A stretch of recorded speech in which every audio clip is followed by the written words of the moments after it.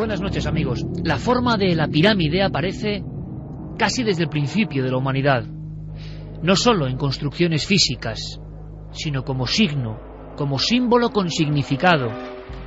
Por ejemplo, en los textos alquímicos, en los tratados de las más antiguas magias, la sensación de que el ser humano ha aspirado a aproximarse a quien moraba en el cielo.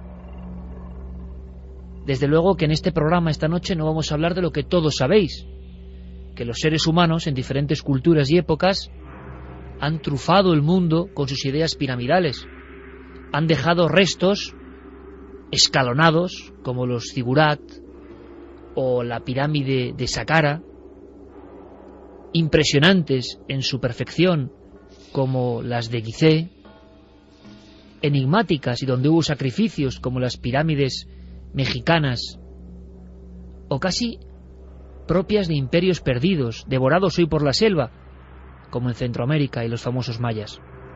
Pero se ha hablado de otro tipo de pirámides, de esa idea, de ese anhelo constante, y no han tenido el mismo eco, hay que decirlo. Llevamos 5 o 6 años queriendo saber más de las pirámides de China. ¿Qué son? ¿Quién las hizo? ¿Por qué? ¿Qué época? Lo que queda claro es que hay un mismo mensaje en el mundo, desde tiempo muy remoto, que nos une. Esa forma está ahí presente. Jung diría que uno de los símbolos del inconsciente colectivo.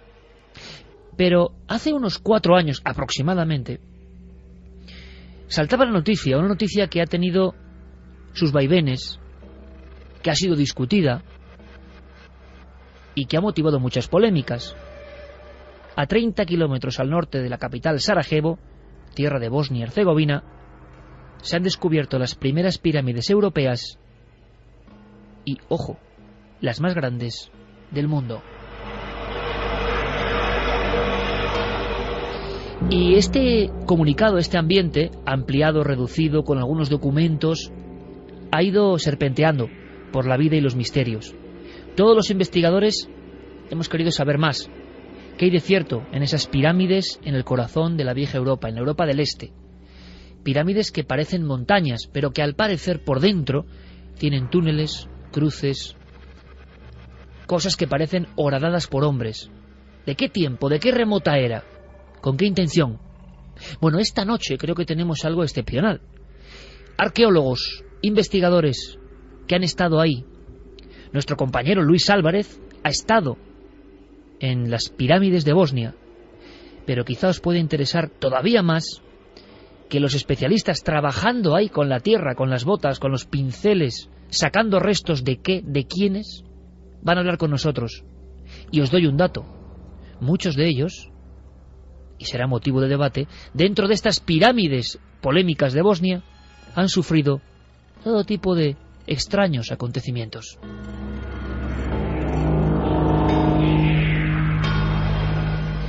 No será el único tema, por supuesto, esta noche es intensa. Solo os pretendo pasar con 3 letras, con 3 iniciales, una especie de acertijo. Y podéis participar ya. Nuestro túnel del tiempo de esta noche, en la segunda hora, tiene esos 3 códigos. Significa muchas cosas, demasiadas quizá. Parte de la historia y del misterio español que queremos contar en profundidad. Algunos documentos nos han estremecido. AFK. Una llamada. Un hombre, un fenómeno. AFK. ¿Sabéis de quién estamos hablando? 1:13. Esto es Milenio 3. Carmen, buenas noches. Buenas madrugadas, Iker. Y por supuesto, desde ya damos la opción de participar, por ejemplo, por si saben de qué va ese misterio, ese fenómeno, ese hombre, AFK, túnel del tiempo especial, y con regalos que además tienen mucho que ver. Es un tema muy Däniken, el de las pirámides de Bosnia. Pues sí, y libros de Eric von Däniken, La historia miente, pruebas que muestran la existencia de otro pasado, editado por Edaf y con prólogo de Javier Sierra.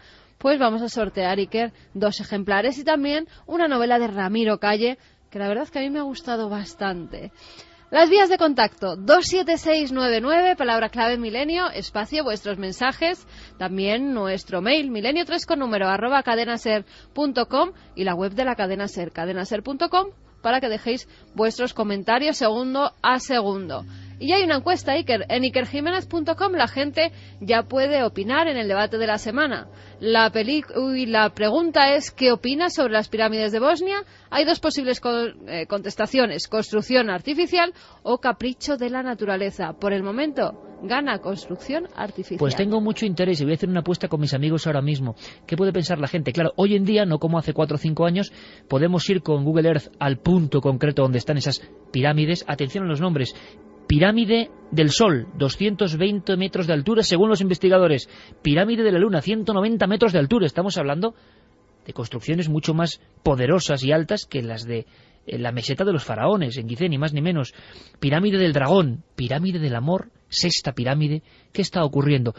Se puede ver y por internet ya hay documentos. Vamos a debatir desde dentro con un asunto que evidentemente hubiera enamorado a Eric von Daniken, el autor del prólogo de ese libro que sorteamos, nuestro compañero, y nos gusta, qué diantres, tenerlo aquí cerca, tenerlo aquí próximo, revuelto de papeles, de historias, de la clave AFK. Don Javier Sierra, buenas noches. Muy buenas noches, Iker.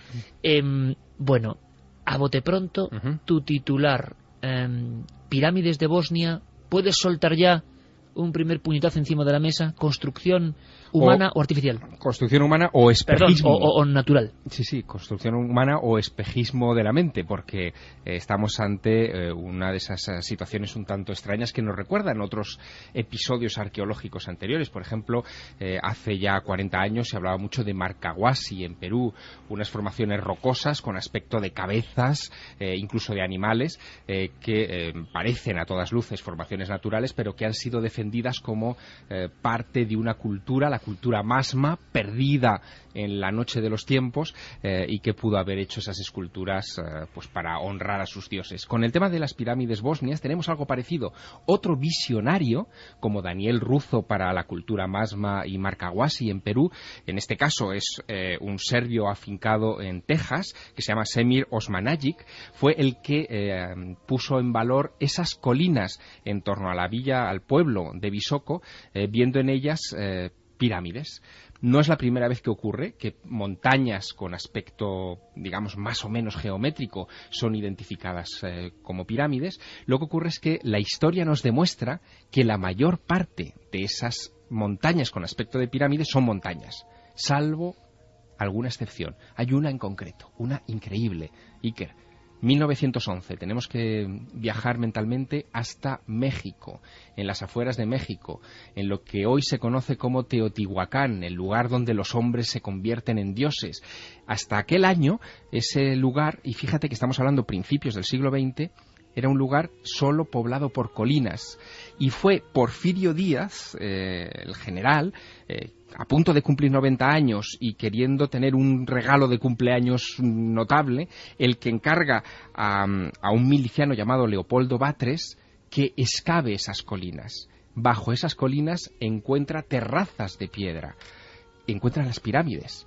¿Pasará eso en Bosnia? Pues bueno, sobre eso hablaremos esta noche.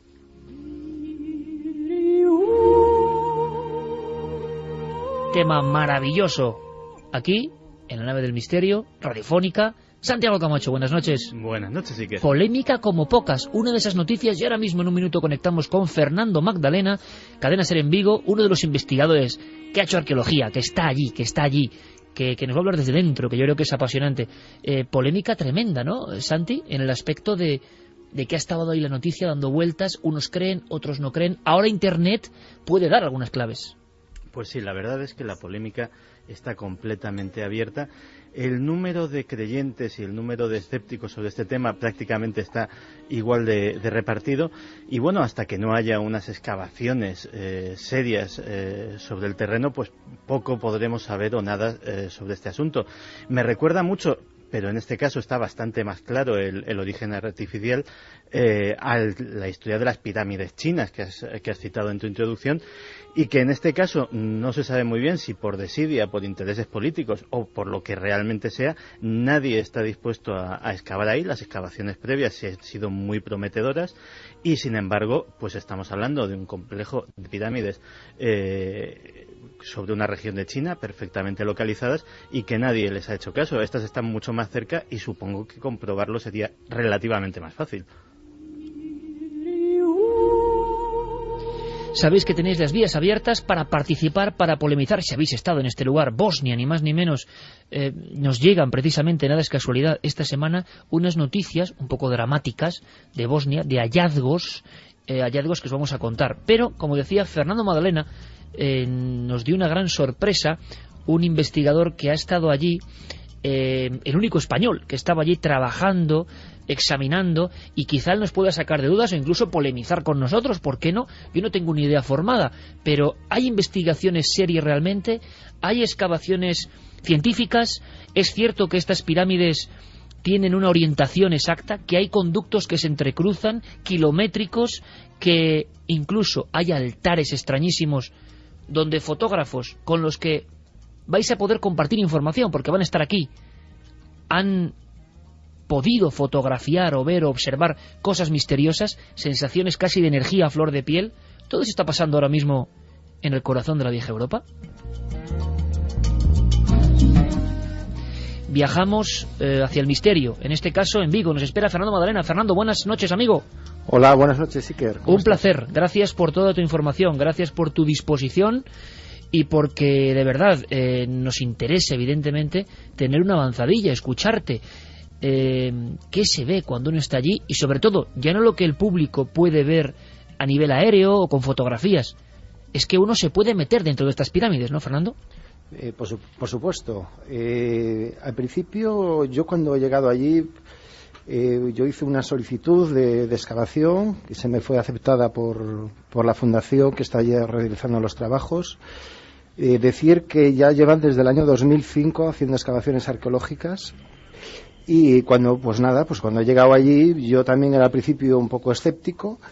Y nada, me he encontrado pues exactamente que es una pirámide, que las excavaciones son serias y que hay equipos internacionales muy competentes y que están apareciendo realmente cosas, ¿no? O sea, ¿tú no tienes duda, Fernando? No, en absoluto.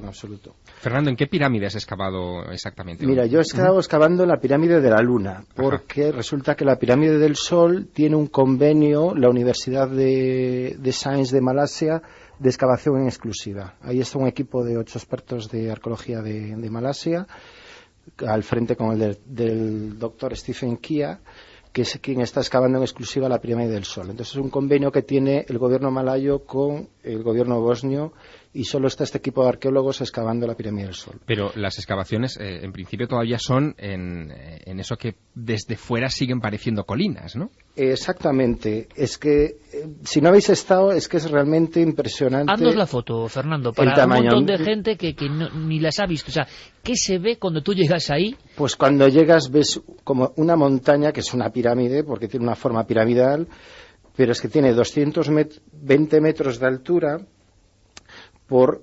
460 de lado, si mal no recuerdo.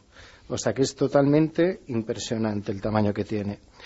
Esto está con una capa de vegetación, solo hay árboles en la parte inferior de lo que es la pirámide del Sol, que es muy curioso. En los años 50 y 60 pues hubo una plantación de árboles en la zona de Visoko y solo han podido crecer en la parte inferior de la montaña. Eso quiere decir entrar en la tierra porque se lo está impidiendo algo, ¿no? Que eso después, si queréis, pues lo comentamos. Una pirámide que vemos... Yo me estoy imaginando, fíjate, Fernando, así, a ojo de buen cubero, y quizá me equivoco, algunos lugares tan extraños, pero utilizados por el hombre del Paleolítico para sus ofrendas sagradas, como el Monte Castillo en Cantabria, que es una forma piramidal realmente, absolutamente piramidal, horadada por dentro, hay que decirlo, utilizada por los hombres para sus primeros santuarios y porque algo verían esos hombres hace 30.000, 25.000 años para establecerse en ese lugar. Pero en este caso es un complejo de varias pirámides que incluso las fotografías de satélite detectan perfectamente o incluso con mayor nitidez si tú estás observando a muchos metros de distancia, ¿no?, que desde el mismo suelo. Exacto. Estamos hablando de un complejo, es un valle. Sí, hay quien dice que esta es bastante similar al Valle del Nilo por el cauce del río Bosnia y por la colocación de las pirámides. Pues estamos hablando de 5 pirámides bastante grandes y que tienen coincide una peculiaridad que entre la pirámide del Sol, la pirámide de la Luna y la pirámide del Dragón forman un triángulo equilátero de 2,5 kilómetros, según las últimas dataciones geodésicas, ¿no? Esto recuerda un poco al asunto de las famosas pirámides de Marte, que también se hicieron todo este tipo de triangulaciones y tal, y que, las fotos últimas de la NASA parecen demostrar que son montañas, o sea, que no son tan artificiales. Yo quería preguntarte, Fernando, tú que eres arqueólogo, sabes que cuando uno empieza unas excavaciones de este tipo, evidentemente lo primero que hay que buscar también es el contexto, y averiguar si, por ejemplo, se han encontrado restos humanos o se han encontrado restos de construcciones o de madera. Es decir, ¿habéis encontrado algo en esas pirámides o alrededor de esas pirámides en las excavaciones que hable de quiénes las pudieron construir? ¿O algún tipo de inscripción de arte muy primitivo? Sí. Vamos a ver. En este momento se están realizando una excavación, como os comenté, en la pirámide del Sol por el equipo malayo. En la pirámide de la Luna estaba yo dirigiendo la sonda 20 y la 18 con un equipo de arqueólogos italianos de la Universidad de Venecia y de Milán. Y después se está excavando al mismo tiempo la red de túneles que está a 2,5 kilómetros de la pirámide del Sol, que todo apunta que se dirige hacia la pirámide, ¿no? Entonces, en las 3 zonas ya han aparecido materiales. Por ejemplo, en la que he estado yo, en la sonda 20, tenemos una terraza, un pavimento totalmente pavimentado, una terraza. Después ha aparecido restos de cerámica. En el piso de la terraza de la sonda 20 acaba de aparecer troncos quemados, que ahora se procederá al análisis del carbono 14 para tener ya una datación exacta de lo que es el pavimento. Y después, en lo que es la zona de la red de túneles, han aparecido, piedras con inscripciones. ¿Inscripciones, Fernando? Con inscripciones, exactamente. Aparte de materiales votivos, colgantes y otro tipo de materiales, ¿no? ¿Y se sabe más o menos, o podéis vislumbrar una cronología? Sí, ha habido 5 dataciones donde lo que está más datado son los túneles, porque ha aparecido material orgánico en lo que es varias partes de los túneles. Entonces hablamos de varias horquillas. La datación más antigua es de 32.000 años antes de Cristo, y la más moderna dentro del túnel es del 5.040 antes de Cristo. Hombre, ambas fechas son impresionantes. Son claro, 32.000 ya es tremendo, porque estamos hablando casi del arte paleolítico, ¿no? Y eso demuestra un conocimiento técnico, porque hablas de túneles con total naturalidad, Fernando, y piensa que en España, yo creo que por desgracia, el tema no ha tenido el eco que merece por lo que tú estás contando, que ahora mismo cientos de miles de amigos te escuchan, pues como estamos escuchando Carmen, Santi, Javier y yo aquí, pues casi como una rueda de prensa, ¿no? Impresionados por todo esto. ¿Cómo es posible que no haya más eco? Porque hablas de túneles. Yo he visto imágenes que Luis ha podido grabar del pavimento, y es impresionante, porque hay ahí, es verdad, pavimentación que se ve que es humana. Ahora, anterior, posterior, pero ¿y los túneles? ¿Qué hay debajo de ese suelo? ¿Qué habéis descubierto? Los túneles es una red de túneles impresionante. O sea, estamos hablando de que ya se han excavado 400 metros en línea recta de túneles. Los túneles están todos tapados. O sea, ha habido alguien en un momento histórico que han tapado, han sellado todos los túneles, como si no quisieran que alguien entrase. Entonces, lo que se está procediendo es a destapar toda esa red de túneles, que estamos hablando de 100 galerías. O sea, a medida del túnel principal, lo que es la dirección de excavación, por mediación satelital, lo que quiere es ir por el túnel que vaya en la dirección exacta hacia la pirámide del Sol, y está desechando los laterales que no lleven esa línea. Pero estamos hablando de 98, 99 galerías que están selladas con muros de cantos rodados, y realmente es impresionante. Hablamos de túneles pues de una altura de 3, 4 metros, con una anchura de 2,5 metros, 3 metros, o sea, bastante amplios. Fernando, desde el principio sabes que ha habido mucha oposición a este asunto de las pirámides, o sea, de quienes creen ver pirámides ahí, y ha habido incluso, en fin, pesos pesados como el presidente de la Asociación Europea de Arqueólogos, Anthony Harding, que decía que se estaba cometiendo un atentado incluso contra las ruinas medievales que hay en la zona, ¿no? Al hacer grandes movimientos de tierra. Yo quería preguntarte, ¿cómo se encajan esas críticas dentro de los equipos de excavación? ¿Cuál es la posición que se adopta cuando supongo que vosotros os reunís y comentáis después de una jornada de trabajo pues lo que habéis hallado, en fin, las cosas que estáis haciendo, ¿no? Hombre, el tema sobre esta cuestión pues ha cambiado bastante, afortunadamente, ¿no? En principio, pues sí, había esta reticencia, no solo con el presidente, sino pues con más colegas del sector, pero a medida que nos hemos ido acercando, lo hemos ido viendo, se han hecho excavaciones, esto está ya totalmente descartado. O sea, tenemos gente de la calidad como el profesor Nabil Mohamed Abdel, que es doctor y profesor en arqueología de egiptología en Egipto, o Munafá, presidente del Departamento de Restauración de la Universidad Arqueológica del Cairo, o este año mismo pues ha llegado gente de la Universidad de Cambridge. Han corroborado que esto realmente es una pirámide. Todo este tema surgió en principio por la persona que lo ha descubierto, que no es realmente arqueólogo y que parecía pues que era un loco, ¿no? Un visionario. Fernando, o sea que una vez más tenemos la historia de que algunos expertos, unos lo niegan evidentemente, otros empiezan a dar luz y a decir sin lugar a dudas, como hicieron el 2 de septiembre de 2007, que eso eran pirámides, y sobre todo el hecho diferencial, pero tan particular y tan recurrente en los grandes hallazgos de la arqueología, también hay que decirlo, de que sea alguien no arqueólogo, no estudiante de la universidad en ramas de la arqueología o de la historia, sino una especie de buscador, de freelance, como diríamos hoy, pues como ocurrió con Altamira con Sautuola, Schliemann con Troya, y eso también hace que las investigaciones se encuentren con todo tipo de impedimentos, hay que decirlo. Yo quiero lanzar, Carmen, quiero repetir las vías de contacto, porque tiene la oportunidad el público, ya no solo por el sorteo de esos libros de Däniken, sino porque tiene la oportunidad el público de hacernos saber sus cuestiones, sus preguntas, y preguntar a Fernando también. Vamos a repetir las vías de contacto. Hemos cambiado el número de teléfono donde tienen que llamar a través de su teléfono móvil para mandar los SMS.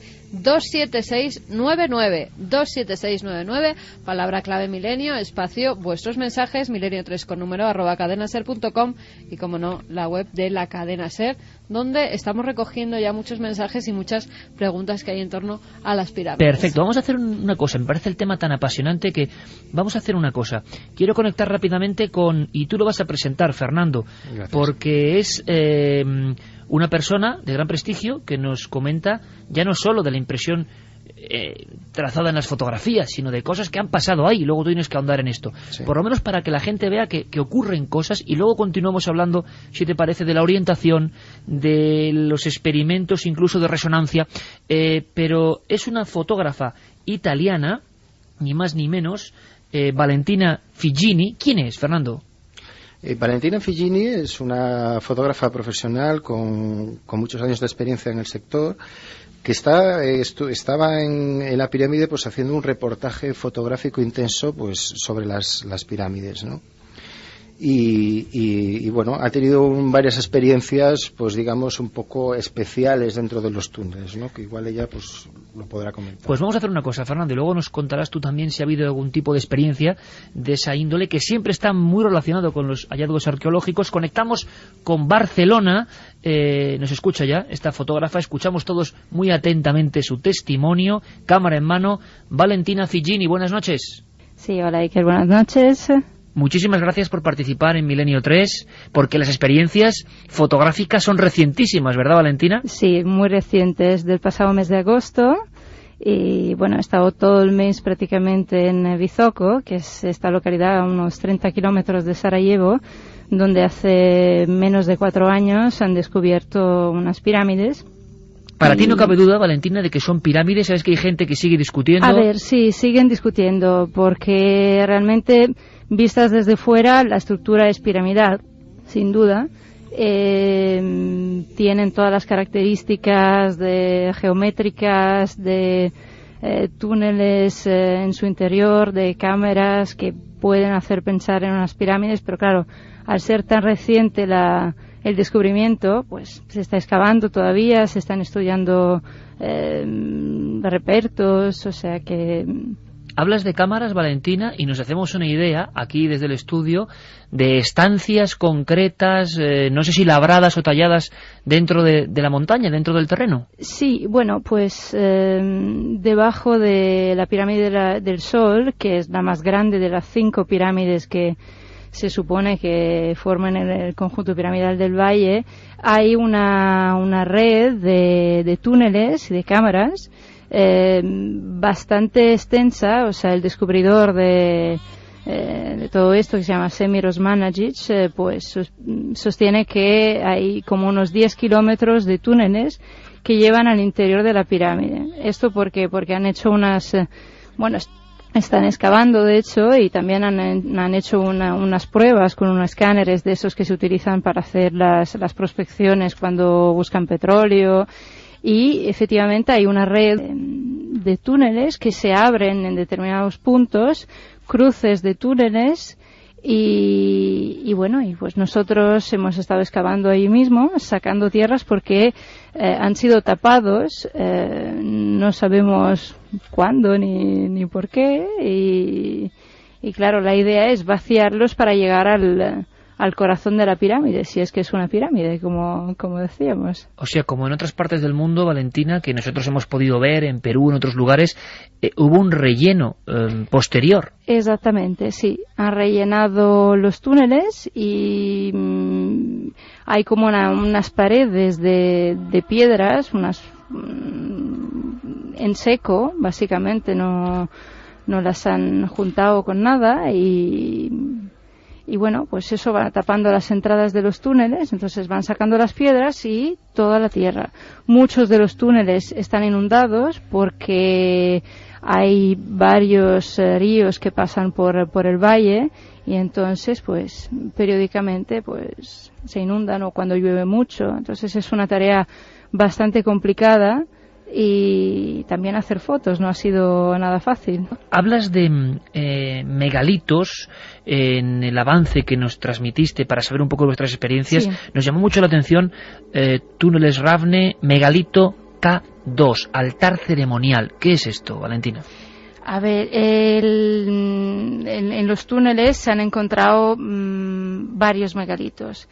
El que han denominado K2 probablemente es el más interesante, porque es una piedra muy grande, de 8 toneladas, que aparentemente no es natural, está formada por un material artificial, un conglomerado que todavía están estudiando también, y su particularidad es que está plasmado de manera que parezca como un bajo relieve del valle. O sea que realmente se pueden observar lo que son las 5 pirámides, y hay una grieta en el medio que, según el arqueólogo descubridor, pues representaría el río que cruza el valle. Es una especie de mini maqueta. Sí, una mini del lugar maqueta, arqueológico. Correcto, una mini maqueta. En los alrededores de esta piedra se percibe como una energía especial. De hecho, al acercar las manos, pues se nota como una corriente.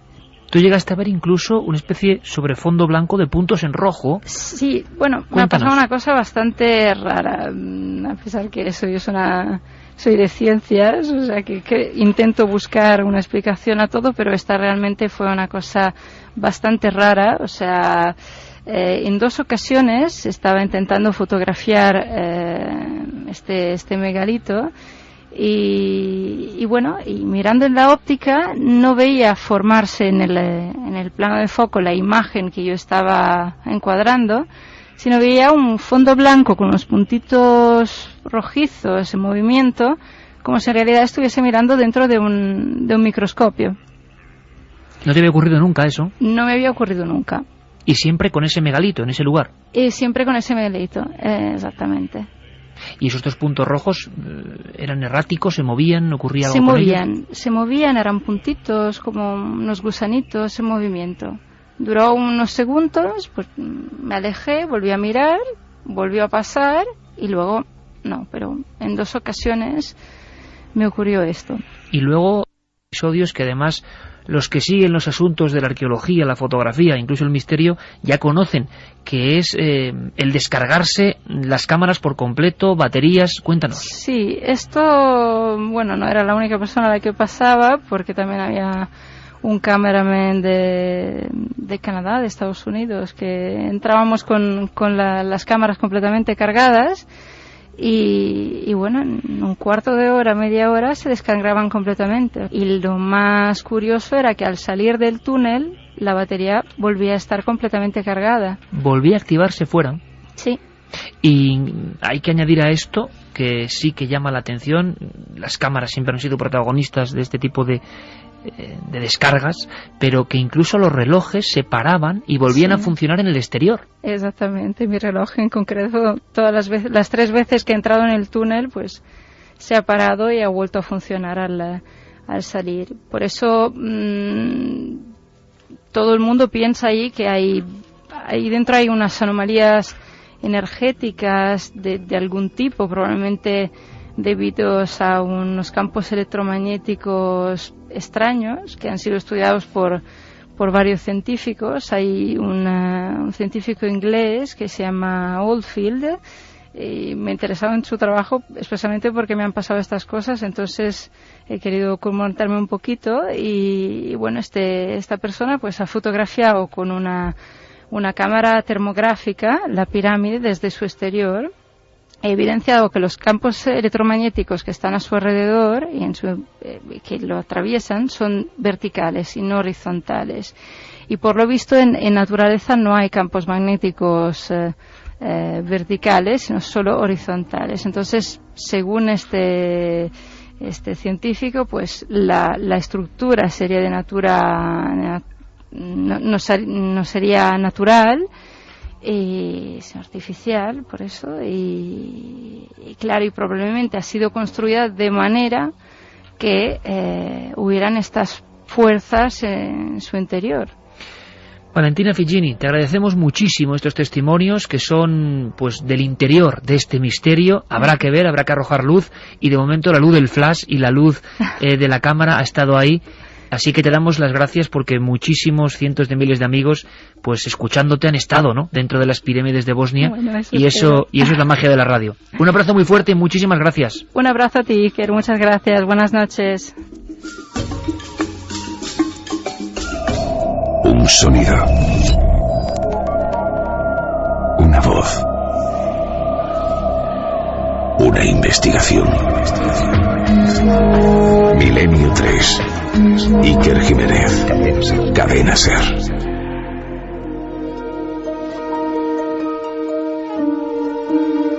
Una y 42 minutos, siempre en directo, con Fermín Agustí, Carlos Largo y Noel Calero en los sonidos de esta nave que hoy planea por encima de una tierra llena de historias.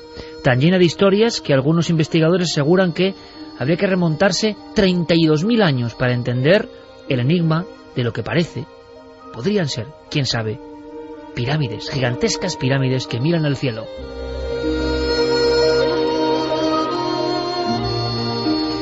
Y fenómenos dentro de ellas, que bueno, es un elemento curioso, pero hay más. En este momento, en tiempo real, milagro de la tecnología, Carmen en su pantalla tiene algunas imágenes que a mí me dejan sin palabras, no sé ni qué decir. ¿Y cómo se puede describir eso? Pues se puede describir como un amuleto de piedra, una especie en 2 tipos de piedra, en 2 colores, que marcan una especie de ojos almendrados, incluso una boca triangular. Ese sería uno de los objetos que se ha encontrado dentro de la pirámide del Sol. Y también, una cosa que es curiosa, es una pequeña pirámide, como con inscripciones en sus 4 lados. Parece que por arriba está chata, no tiene, como las pirámides egipcias, ese piramidón arriba, sino que es más chata y que al parecer también fue hallada dentro de las pirámides de Bosnia. Sí, ese objeto es muy curioso. Igual Fernando Madalena, nuestro arqueólogo, también nos puede ampliar, pero en principio se descubrió el 23 de septiembre de 2008, es decir, hace muy poco tiempo, y quizá ha sido el objeto que ha empezado a cambiar la perspectiva de algunos arqueólogos respecto a las pirámides o supuestas pirámides de Bosnia, porque fue hallado por estudiantes de la Universidad Alemana de Kiev Ezequiel, y quien hizo público el descubrimiento fue uno de los arqueólogos tradicionalmente opositores a la, digamos, a la idea de que las pirámides son artificiales.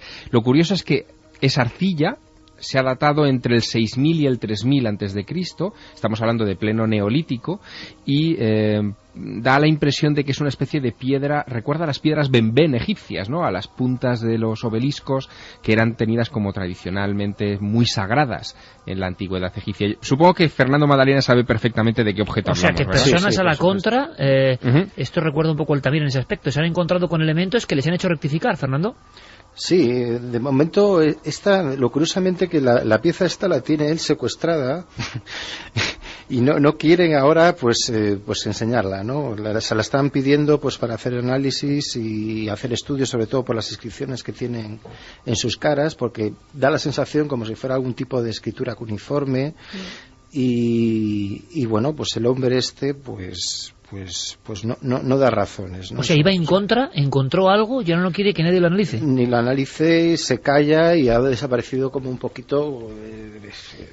Es que el encontrar esto, con la datación que él tiene, quiere decir que las personas ya estaban viendo la pirámide. Entonces esto es, simbólicamente pues es un objeto que está hecho porque la pirámide estaba ahí ya, y lo que está ya es datando que la pirámide existía, ¿no? Fernando, una cosa importante, estamos hablando de unas fechas, de unas construcciones que se descubren cómo, en qué instante esto salta a la luz pública. Hemos leído el teletipo, digamos, convencional, pero cómo se pasa de desconocerlo todo en torno a esas pirámides, el dragón, la luna, el sol. Bueno, que son nombres que les hemos dado hoy. Ahora, Sí, claro. evidentemente son. Pero, ¿cómo el descubridor, este hombre que no es arqueólogo, digámoslo así, oficial, cómo las descubre?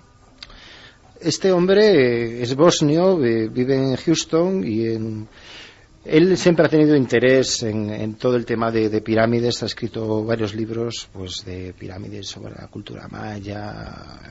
Muy New Age, ¿no? Por otra Egipto, parte. Exactamente. Y en uno de sus viajes a Bosnia, pues en Visoko, él observó la forma piramidal y él un poco pues empezó a decir de que eso era una pirámide, y un poquito pues ha empezado así la historia, ¿no? Él hizo una prospección geológica en el año 2005, empezó a pedir permisos, a hablar con el gobierno, y fue un poquito así como ha empezado todo esto, ¿no? La datación que daba este hombre, Semir Osmanagic, al principio fue la de que estas pirámides podían tener al menos pues 12.000 años. Él hablaba exactamente del 12.000 antes de Cristo, ¿no? Incluso a sugerir un nombre para la presunta civilización desconocidísima, evidentemente, que construyó estas pirámides. La llamaba los lirianos o girianos. ¿Qué nos puedes decir de esto? Es decir, ¿se sabe algo más o hay alguna base más para hablar de este asunto? El tema cultural o de la gente que pudo haber hecho esta pirámide de momento es incierto. O sea, no se sabe, no se sabe. Todo lo que se diga son especulaciones. En es este un momento, poco exceso de entusiasmo también, quizá, Fernando. No, lo que pasa que el proceso está cambiando muy rápidamente porque se está trabajando. Al principio pues eran especulaciones porque no se estaba haciendo un trabajo de campo. En este momento se está haciendo, están equipos serios trabajando y están saliendo resultados.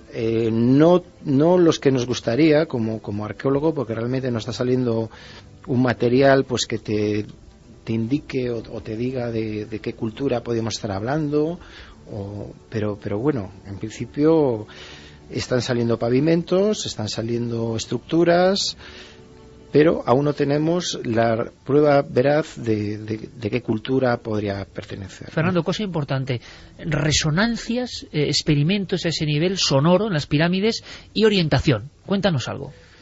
Pues sí, la pirámide tiene una orientación perfecta, según las mediciones realizadas por el Instituto Geodésico de Bosnia. Está exactamente alineada norte-sur, este-oeste. Incluso la cara norte de la pirámide del sur se orienta hacia la estrella polar, ¿no? Que es algo muy similar que ocurre también con otras pirámides, como la de Egipto o como las de México, ¿no? Después a nivel se ha hecho un análisis de georradar, hechos por expertos de Alemania, como el doctor Andreas Hassenstab, y Dejan Bujic, que es del Instituto de Geofísica de Belgrado. Y cuando estaban realizando estos análisis llegaron a la conclusión de que había un total de 44 anomalías que se habían detectado, ¿no?, en el Georrada, que vendrían como a indicar que habría como terrazas, escaleras, estructuras de forma de piedra o pasillos, ¿no?, que con las excavaciones que se están haciendo pues están saliendo, ¿no? Fernando, permíteme una cosa, porque ahora, exactamente ahora, acaba de llegar por Teletipo una noticia, tenemos que hacernos eco, la muerte de José Antonio Labordeta, un viajero, un investigador, un conocedor de la España mágica, aragonés, y como esto es la SER, y los compañeros informarán pues con todos los datos y la premura que esto exige, pero acaba de llegar por Teletipos ahora mismo, hablando de un tema que a él seguro que le hubiese gustado, ¿no? Le hubiera apasionado. El hombre de la mochila, ¿no? Hace apenas 50 minutos, Iker, que ha perdido la vida en un hospital de Zaragoza después de una larga enfermedad. A la 1 de la mañana, justo cuando empezábamos este programa, José Antonio Labordeta moría. Bueno, pues esas noticias que no gusta dar a nadie, y menos hablando de un tema pues tan emocionante y tan entusiasmador, ¿no?, como esto de las pirámides de Bosnia. Pero la vida es así, y un buscador que nos enseñó España de otra forma pues acaba de irse al otro lado. Seguro que allí seguirá buscando José Antonio Labordeta nuestro recuerdo. Luego, si queréis, recordamos alguna cosa de él, Santi y Javier, porque creo que es un hombre que ha hecho muchas cosas y que ha utilizado la tele, sobre todo, ese medio tan poderoso, tan maltratado, pues para enseñarnos cosas de nuestro país. Y eso yo creo que es muy importante. Nuestro recuerdo para José Antonio Labordeta. Noticia, en este instante, noticia, 1:51 de la madrugada, Cadena SER.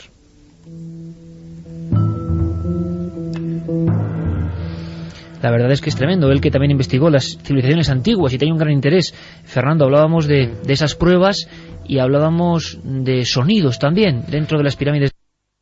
Sí, sobre todo choca mucho cuando fue la guerra de Bosnia del 92 al 95, pues las declaraciones que han hecho los militares, ¿no?, que estaban allí estacionados en una base que había en la cima de la pirámide, y comentaban que cuando había el intenso bombardeo de la artillería, ¿no?, enemiga, pues al golpear la artillería, el fuego de la artillería con la pirámide, pues sentían vibraciones inusuales de la tierra, ¿no? Y eso pues un poco nos evidencia de que hay cavidades acústicas, ¿no?, de que está hueco esto, ¿no? Fernando, ¿y hasta qué punto, porque eso también hemos encontrado ejemplos en otras culturas antiguas, por ejemplo en Perú, ¿no?, hasta qué punto esta pirámide es, ¿cuál es tu impresión en ese sentido? ¿Es totalmente artificial o puede tratarse de una montaña desbastada y a la que se le ha dado una forma incluso habitada o utilizada? Exacto, o quizá un montón de escombros, porque la idea que tenemos de pirámides es la pirámide egipcia, hecha con bloques de piedra, pero hay muchos tipos de pirámides. Hay pirámides que son simplemente relleno, o sea, que se le da una forma y ya está. ¿Qué clase de pirámide es esta o qué creéis que es? Esta es muy peculiar, y os voy a explicar el porqué. En las últimas catas que se han excavado en la pirámide del Sol, ya han salido el recubrimiento de la pirámide, que es muy diferente al de la Luna, y estamos hablando de que los bloques están hechos con hormigón. ¿Cómo lo oís? Con hormigón. O sea, se ha llevado a analizar O sea, un conglomerado, ¿te refieres? Es un conglomerado como el hormigón moderno. Lo que pasa que, según los análisis, es muchísimo más duro que el hormigón normal. Hablamos de una dureza superior de más de 100 megapascales, y que es mucho más duro que el hormigón industrial de hoy en día, ¿no? Entonces esto ha sido pues analizado por el Departamento de Investigación de Materiales de la Universidad de Cénica y también por el Politécnico de Torino, y hablamos de una mezcla de grava, de calcita, de dolomita, que vertían con agua en moldes y después de fraguar se convertía en lo que son bloques, ¿no? Fernando, aquí Santiago Camacho no sé por qué se lleva las manos a la cabeza. ¿Por qué, Santi? No, o sea, me parece tremendo. O sea, que estamos hablando entonces de una civilización con unos conceptos tecnológicos muy avanzados en ese caso. Fernando, a mí me choca y me preocupa una cosa de este asunto. Sí. Si existió en el centro de Europa una civilización capaz de levantar hasta 6 pirámides colosales, por al menos 2 de ellas mucho más grandes que la Gran Pirámide en Egipto, ¿cómo es que no tenemos traza de esa civilización en la mitología?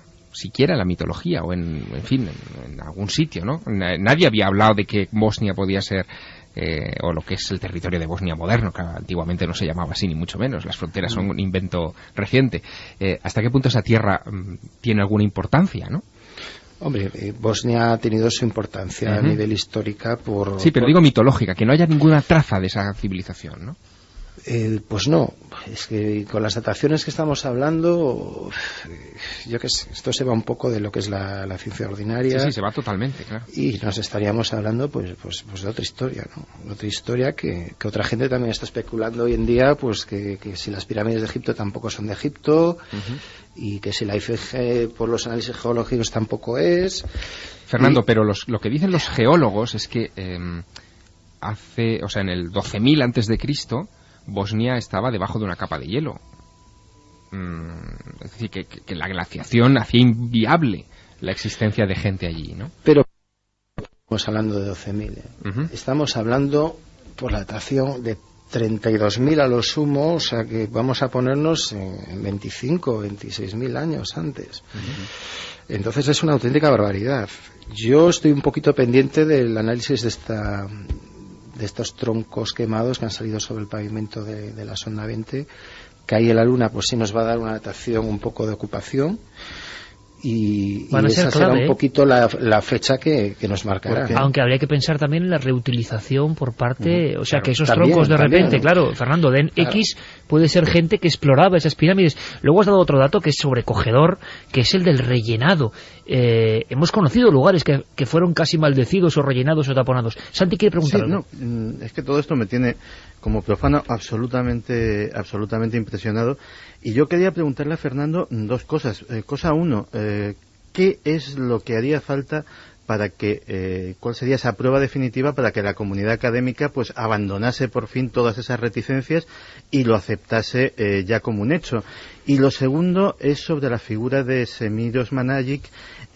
¿Tú hasta qué punto crees que algunas, vamos a decir, excentricidades literarias que ha tenido, pues el libro... están pesando ahora, ¿no? Sí, efectivamente. Yo me acuerdo del libro del mundo de los mayas, donde decía que la evolución del ADN puede elevarnos en 2012 a un nivel superior de conciencia y todo este tipo de cosas que, caramba, pues tienen su fundamento, pero que lógicamente a la comunidad científica le repelen un poco.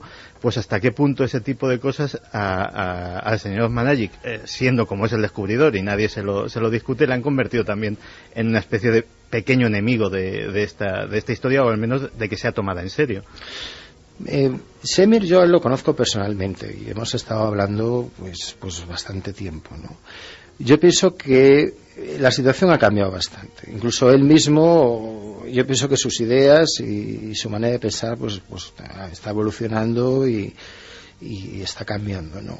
Él está dando todas las facilidades posibles, o sea, él no pone ningún impedimento para que cualquier científico internacional vaya ahí a trabajar, a explorar, todo lo contrario, son facilidades, y lo que él quiere realmente es todo lo contrario, es que sean los científicos quienes dirijan eso. Si él, sencillamente, él está allí porque es un poco quien ha empezado esto, él está haciendo un poco una labor allí como de relaciones públicas, intentando buscar fondos, porque el gobierno bosnio no está poniendo muy poquito dinero, no tiene dinero después de la guerra. Bueno, por lo menos no pone dificultades, ¿no? No pone dificultades, aunque hay algunas. Por ejemplo, después de los problemas estos que hubo con los arqueólogos, en lo que es en la cima de la Pirámide del Sol hay, digamos, una ciudad medieval que es de las más antiguas de Bosnia que han protegido, ¿no? Entonces, lo que han hecho es la zona de influencia de protección de la ciudad medieval la han ampliado, con lo cual ya no dan permiso para excavar en la Pirámide del Sol. O sea, la Pirámide del Sol solo se puede excavar de la mitad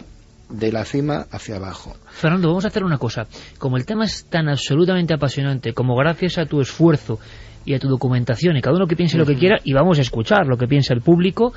También están llegando evidentemente muchas condolencias y recuerdo para José Antonio Labordeta, que acaba de fallecer en Zaragoza a estas mismas horas prácticamente, y nos darán nuestros compañeros información en los servicios informativos. La muerte de José Antonio Labordeta, todo un personaje evidentemente inolvidable, pero yo quiero que luego me cuentes, Sí. Robaremos unos pequeños minutos en la segunda hora que nos metemos en el código AFK. Si tú también, aparte de esa prueba que pide Santi, ¿qué tiene que ocurrir? Si tú también has tenido algún tipo de encuentro con el misterio, ¿me puedes responder con un sí o un no? Pues sí, cosas han pasado. Pues te escuchamos después, Fernando. Ahora las noticias y continuamos en esta exploración maravillosa de las pirámides más desconocidas y quizá también las más cercanas. @cadenaser.com y la web de la cadena Ser, cadenaser.com. Ya sabéis que sorteamos La historia miente de Eric von Däniken y editado hace muy poquito por EDAF. Patri desde Ibiza nos decía: buenas madrugadas, acabamos de ver las imágenes y parece realmente asombroso su ocultación. Sin duda es un trabajo creado por el hombre, porque a la naturaleza no le gustan las formas rectas. Emilio Fernández desde Córdoba nos decía: ¿podríais preguntarle al invitado qué sabe de las esferas en piedra alrededor de la pirámide?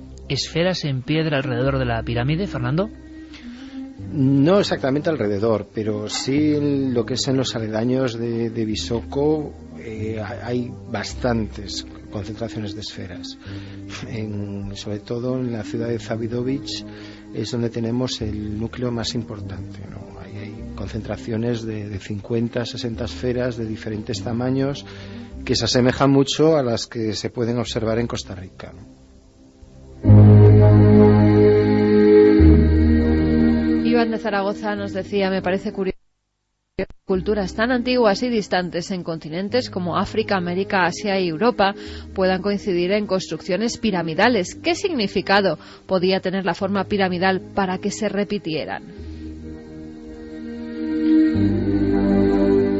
Viendo que si la humanidad saliera de África, Bosnia es un país que estaría en el camino hacia Europa occidental, ¿no creéis que quizá los constructores de estas pirámides fueran descendientes de los de Göbekli Tepe? ¿Y si fuera al contrario? No se despide Roberto, un amigo, dice. Un poco difícil, ¿no? Bueno, pero hay un detalle que tú has comentado en esa tertulia paralela que siempre se monta fuera en el tiempo de los informativos y que de verdad me ha parecido muy interesante, y os lo voy a contar sin secretos. La tecnología hace ese milagro, que ahora estemos todos conectados por voz, por músicas, por sensaciones, pero también la gente está, el público, vosotros estáis activando posibilidad de ver mapas, como hace Santi, como hace Carmen aquí, imágenes. Y claro, algunas de las imágenes son tan espectaculares, esa pirámide con inscripciones, esos amuletos, que yo, te seré sincero, Fernando, le digo a Carmen: mira, esto no puede ser. O sea, esta posibilidad tecnológica tan avanzada aparentemente no puede ser de 32.000 años. O sea, no me lo puedo creer. Y Fernando, escucha simplemente lo que ha dicho Carmen, que me parece pues un golpe, porque uno a veces se pasa de no humilde y hay que darle un poco de palo y medicina. ¿Por qué? Porque ya me ocurrió a mí esto otra vez y me tuve que comer mis palabras, eso tengo que decirlo. Y parece que la que da palos y medicinas soy yo siempre. ¿Qué pasó? Aunque no ¿Qué pasó? sé la realidad. Pues pasó que cuando yo le enseñé las primeras imágenes que encuentro en internet sobre Göbekli Tepe y la noticia de que al parecer había un templo allí, y que incluso ese día no me dejó ni siquiera dar la noticia porque decía que aquello era imposible, y después seguimos investigando, fuimos hasta allí y comprobamos que no solo era posible, sino que puede que haya incluso más templos anteriores a Göbekli Tepe. Era el primer templo de la humanidad, y yo cuando vi las primeras imágenes dije exactamente lo mismo que he dicho ahora. O sea que la humildad y el error ante todo es posible. Ojalá, Fernando, esto sea así. Sí, ojalá. Vamos con más preguntas. Nos dice: me gustaría saber si existe similitud en cuanto a situación, latitud o con constelaciones en referencia a los otros grupos piramidales. Gran tema, nos decía Leticia. Tú comentabas, Fernando, algún tipo de similitud con otras pirámides muy conocidas, ¿no? Sí, en el tema de orientación cuadra con la de Egipto, con la de Keops.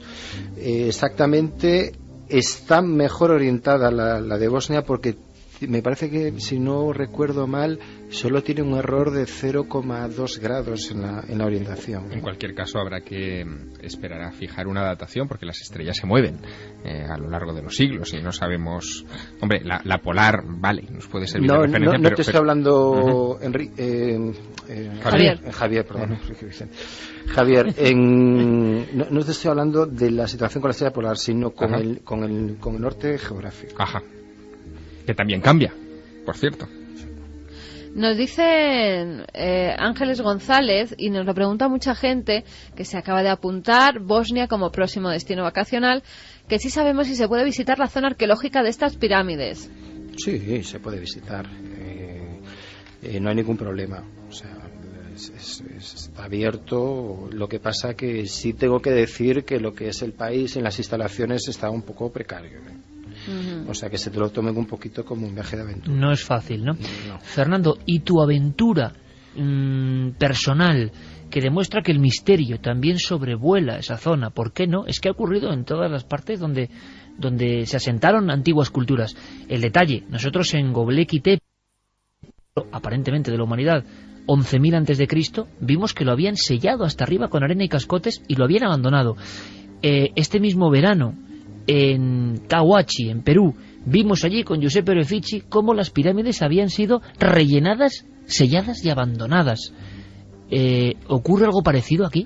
Ocurre exactamente lo mismo. O sea, los túneles, la red de túneles, que es impresionantemente enorme, está totalmente sellada, pero sellada con muros de piedra, que ahora se están sacando primero las piedras y después rellenado con tierra que no pertenece al túnel. Es decir, que ha sido traída de fuera y vuelta a rellenar. Y estamos hablando de una red de cientos de galerías y de kilómetros. ¿Algún resto humano, Fernando? No, de momento resto humano... Interesante también, ¿eh? Que no haya restos no ha humanos. salido nada, es que está limpio. Es como si lo hubieran vaciado y hubieran pues sacado todo lo que hubiera, ¿no? Se hubieran encargado de que no quedara constancia de la gente que había estado ahí antes, ¿no? Pero fijaos, por ejemplo, en Cahuachi, que es el lugar central de las pistas de Nazca, ni más ni menos, estamos hablando de una primera división de la arqueología mundial. Bueno, pues Cahuachi, la gran pirámide, fue llenada de 8 metros de tierra y sellada con una cabeza de piedra, que de verdad da miedo, una cabeza de piedra redonda, chata. ¿Por qué? Es como si en cierto momento eso o pierde su valor, o hay que abandonarlo, o se vuelve peligroso. Tiene gracia, Iker, que recurras a Perú, porque es en Perú donde se encuentran las pirámides más antiguas de América.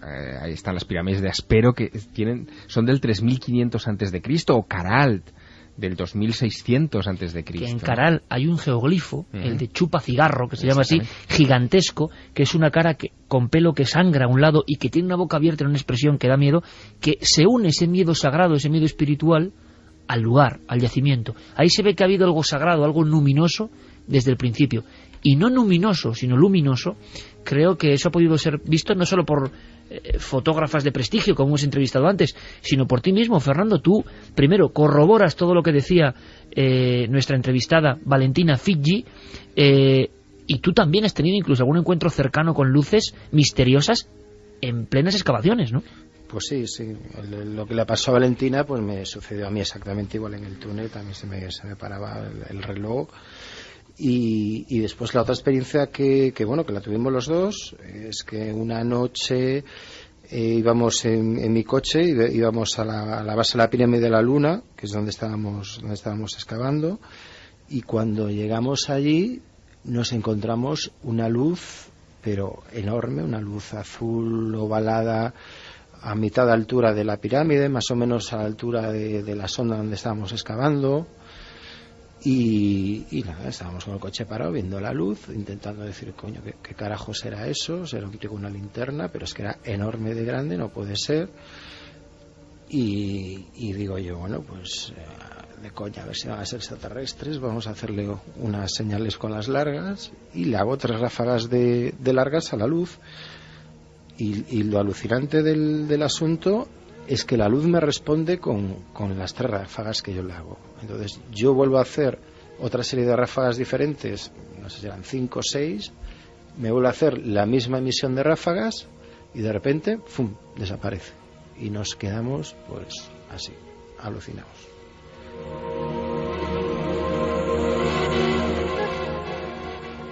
De verdad, Fernando, que seguiremos muy atentos, todas las informaciones, todos los datos.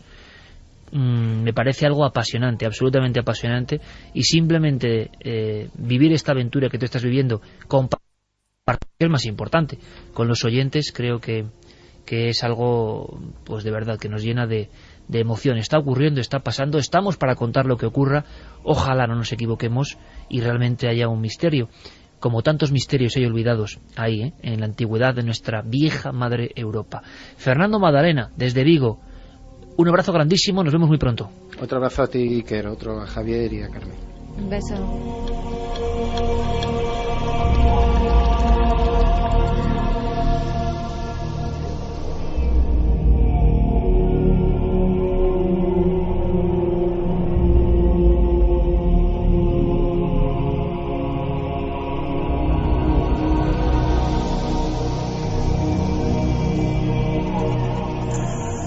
En busca de una explicación.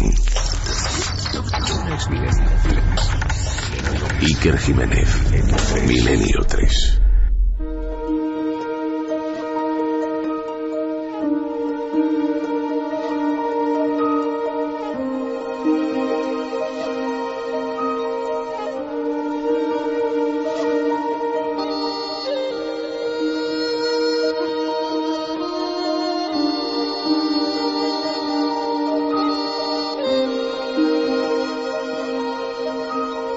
Muchos mensajes donde adivinaban ese acertijo que ponías, esas letras, esas iniciales, AFK.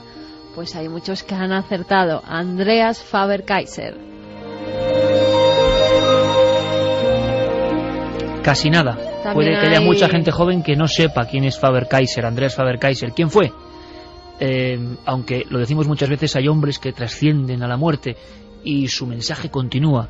Hay que reconciliarse con ese mensaje, que es un mensaje de luz y de sombras. Aquí hay un hombre que compartió muchas cosas con Andreas Faber-Kaiser. Esta noche en el túnel del tiempo, un homenaje.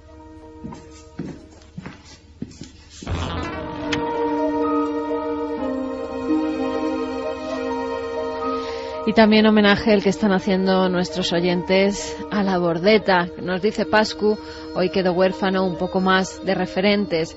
Gracias, José Antonio, gracias a ti, mis labios seguirán soñando libertad. Gracias por hundir tus raíces en esta sociedad. Nos dejas un poco más solos. Un sentido adiós al amigo La Bordeta, viajero incansable que nos enseñó España de un modo entrañable. Nos lo decía Manolo desde Toledo. Dolores Balanzá, decía José Antonio La Bordeta grande, un abrazo para todos. María Ángeles García, la noticia se esperaba, pero no por ello duele menos. Un abrazo para su familia y amigos, la recordaremos con mucho cariño. Un aluvión de mensajes la en este desaparición momento, de La Bordeta, quien conocí gracias a su hija Ana, nos decía Martín. Pues nuestro pésame también para su hija. Seguimos recibiendo esos mensajes porque, hombre, es como todo.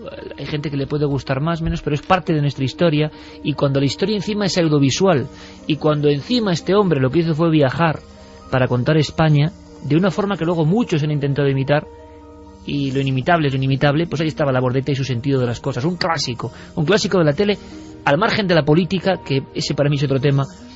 Un clásico que quiso mostrarnos muchas cosas que se iban muriendo en nuestro país en esa serie que, por supuesto, todos aquí hemos visto. Tengo hasta los libros de Una España en la mochila, que había una serie de libros también. Me gustaría un titular, Santi, un titular, Javi, un recuerdo al aire para tanta gente que ahora está recordando a José Antonio La Bordeta, un caminante de la España mágica también. Pues yo creo que precisamente es esa imagen de un hombre con un zurrón, con un bastón, con una gorra, que a la manera de los viajeros... Un icono, ¿eh? Sí, posiblemente es una imagen de los viajeros sobre todo británicos, que patearon nuestro país de punta a rabo durante el siglo XIX. Pues él reemprendió esa aventura, pero desde a ras de tierra. Era un hombre que era capaz de contarnos cómo era la España de verdad, pero no desde una vista de pájaro, desde un nivel superior.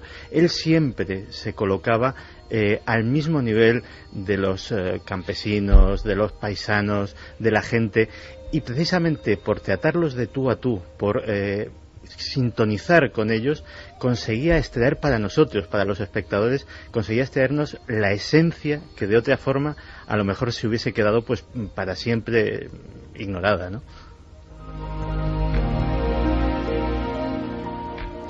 Pues probablemente José Antonio La Bordeta pueda ser definido como aquel peregrino que buscaba nuestras raíces y que hablaba con la gente del campo, que hacía investigación antropológica sobre el terreno, convirtiéndola en nuestro propio espejo.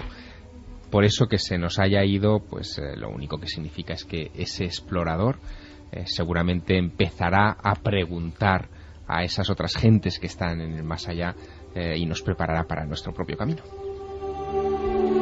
Carmen, tú también recuerdas, por supuesto, la imagen, la ha definido muy bien tanto Javier como Santi, no puede ser de otra forma, de ese arquetipo, de ese icono de mediados de los 90, sobre todo, ¿no? Se hace popular por esa forma. ¿Cuántas veces hemos dicho lo de contar España como la Bordeta, pero con misterio, verdad? Y comer como lo hacía la Bordeta. Y comer con el pastor. Esas gachas, con el pastor, esas migas, ¿verdad? Era el que daba voz a esa España que normalmente nos escucha y que en cambio sí que nos escucha a los medios de comunicación. Esa España que se creen todos que la tecnología ha llegado a todas partes, y cuando sales fuera de las grandes ciudades te das cuenta de que no es así, que hay muchos lugares que siguen guardando esas tradiciones, esas leyendas, y José Antonio las sacaba a la luz y daba voz a esos pastores, a esos campesinos y a esas amas de casa que tienen mucho que contar. Se metía en su casa, en sus cocinas, y esas recetas tradicionales las sacaba otra vez a la luz. Hizo mucho por la España ancestral que poco a poco vamos perdiendo, y él la quería recuperar. No tenemos duda aquí, ninguna duda, de que la Bordeta sigue su camino. Luego me cuentas a tercera hora con noticias impresionantes, con conspiraciones, con novedades, algo que tiene que ver, Carmen, con Bosnia precisamente, un hallazgo que pone los... con muchos cadáveres, Iker. Pelos de punta, sí. Pelos de punta. Muchos cadáveres encontrados en un lago. Pero ahora, amigos, ha llegado la hora, amigo Noel Calero, de una sección que se ha convertido en una bomba, en un aprendizaje. A veces es polémica, a veces es curiosa, a veces es de homenaje, un poco de todo ahí en las siglas AFK. Andreas Faber-Kaiser. Yo no sé si podremos ahondar en un personaje tan increíble en solo una emisión del Túnel del Tiempo. Vamos a intentarlo, Javier, ¿te parece? Adelante. Vamos a intentarlo, esa sintonía que aquí por lo menos nos pone la carne de gallina por lo que significa que salga de nuevo, además en una noche como hoy, ¿no?, en que la Bordeta se une a algunas de las voces de esta cabecera. Que suene, por favor, una vez más, el Túnel del Tiempo. Alternativa 3 era un episodio más, un capítulo de una serie de mucho prestigio en Inglaterra que se llamaba Informe Científico.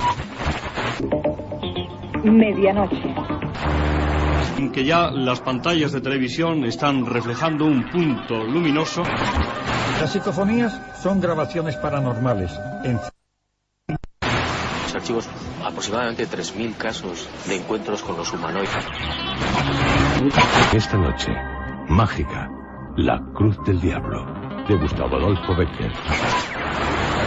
El metal se está fundiendo y dice que pronto se convertirá en algo así como plástico. Concretamente esta cuchara que tengo en la mano es nueva totalmente. El Túnel del Tiempo.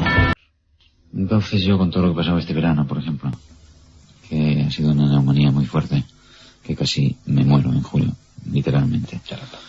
No sé, esto fue en julio. De julio ahora pues pasé la neumonía, pasé 2 operaciones, de las cuales todavía no estoy repuesto. Pues me han dado mucho que pensar. Y le he cogido un grandísimo respeto a todos los temas paranormales. De verdad, amigos, que nos sobrecoge poner estos cortes con esta música, lo que significan. Andreas Faber-Kaiser había cogido casi miedo a los temas que siempre había amado. Conectamos con Cantabria, creo que con un lugar maravilloso, San Vicente de la Barquera. Diego Marañón, compañero, buenas noches. ¿Qué tal, Iker? Buenas noches. Sobrecoge. Buenas noches al resto de la mesa también. Sobrecoge. Buenas noches. Sobrecoge. Es Andreas. Tenía miedo. Primera pincelada, Diego, para tantos jóvenes de tu generación, por ejemplo, que escuchen esta sección, lo sé, casi con lápiz y papel, como está ahora Javier Sierra, porque quieren saber, porque quieren saber de dónde venimos, ¿no? ¿Qué se ha hecho? ¿Quiénes son? ¿Cómo explicarles brevemente quién era Andreas Faber-Kaiser o cómo llegó a estas cosas? Pues es complicado explicar en poco tiempo quién era Andreas Faber-Kaiser. Como tú decías antes, necesitaríamos más de una sección del Túnel del Tiempo. Breves pinceladas. A lo largo de esta semana, documentándome para la sección, he encontrado descripciones de gente que le conoció. Se repiten varios adjetivos. Por ejemplo, dicen que Andreas era un buscador, era una persona inquieta, inconformista, que buscaba, si no la verdad, su verdad, y sobre todo se repite un adjetivo en todas las personas que le conocieron, que Andreas era una persona honrada. Y solamente un dato inicial para que veamos la trascendencia de este hombre. Ha sido el único investigador hasta la fecha que ha dado su nombre a un grupo de investigación. Es decir, tras su muerte se creó un grupo de investigación llamado AFK. Antes de su muerte, Diego. Antes de su muerte. Sí. Bueno, gracias, Javier. Y AFK. Sí, un grupo de investigación. Es algo inédito. Ningún otro investigador español ha dado un grupo de estas temáticas. Porque estaba el célebre grupo, por ejemplo, Charles Fort de Valladolid, ¿verdad? Pero claro, es otra cuestión. Bueno, pues ¿quién era este Andreas que tenía este eco, esta potencia? Escuchamos algo para que Javier también nos vaya contando cosas, compaginándolas con tus documentos, Diego, porque Javier conoció a Andreas y en eso yo creo que nos lleva ventaja a todos. Hay una sintonía que tú decías, sí, que vamos a meter esta sintonía, este trozo donde, aunque sea en catalán, yo creo que se entiende perfectamente, Andreas se presenta, porque tú me decías...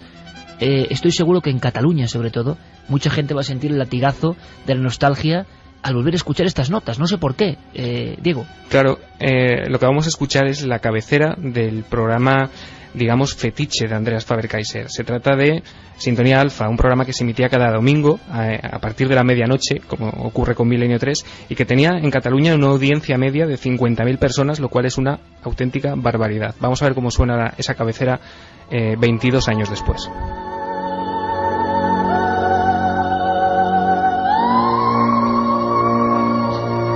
Hola, bona nit, des de l'estudi 7 de Catalunya Ràdio, amb les salutacions, com sempre, ben cordials de tot l'equip que fem possible Sintonia Alfa. Núria Robles, Susana Bonany, Carles Caiguera i qui us està parlant, Andreas Faber-Kaiser.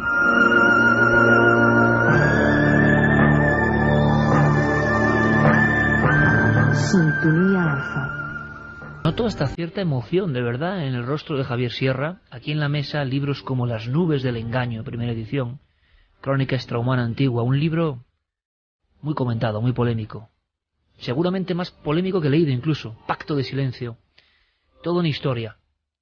Tu pincelada, tu recuerdo ahora mismo, escuchando esto, de un investigador valiente que para muchos, y lo iremos contando, pagó con su vida.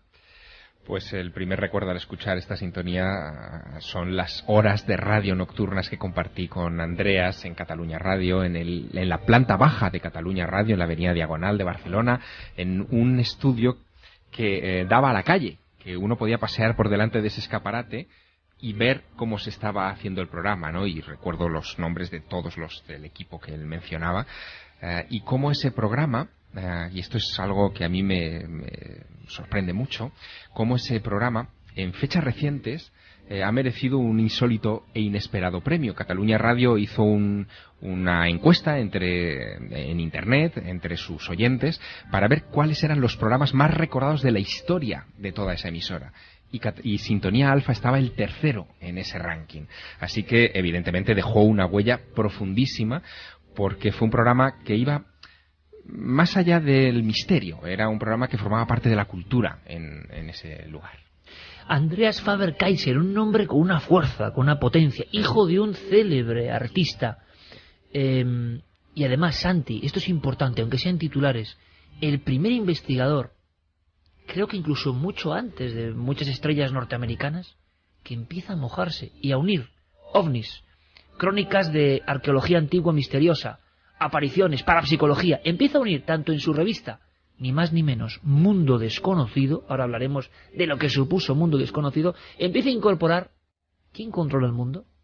Protocolos de control de las agencias de inteligencia, MK Ultra, conspiración, es el pionero en esto. Claro, es que aquí yo también tengo mi pequeña parte sentimental.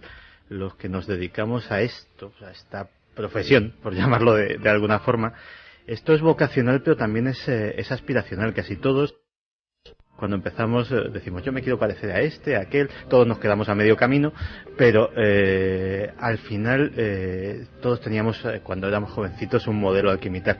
Y el mío era Andreas, porque precisamente yo me acuerdo que la primera vez que oí de algo de lo que luego he escrito mucho y de lo que luego he hablado mucho, que eran esas siglas extrañas, MK Ultra, era en un artículo con su firma.